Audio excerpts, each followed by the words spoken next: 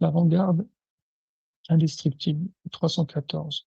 Sur le plan de la justice et du combat, le Mahdi s'appuie sur une fraternité d'une bravoure sans égal et 313 guerriers d'élite. Le Mahdi lui-même prend la tête de cette phalange légendaire.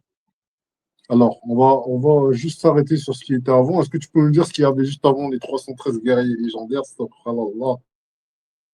Qu'est-ce que tu Donc, penses?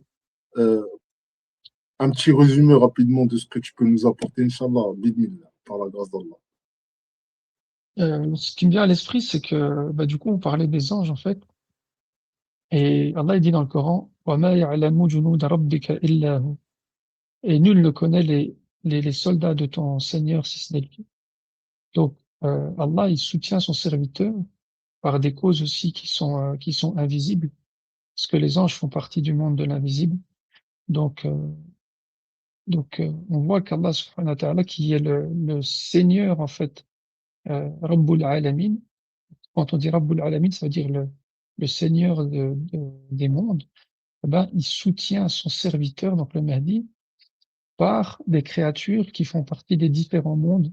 Donc les mondes terrestres avec les 314, les mondes célestes avec les anges, et donc il va mettre à la disposition de ce serviteur ces alamin en fait, ces mondes en fait qu'il a créés, dont il est le Exactement. Seigneur.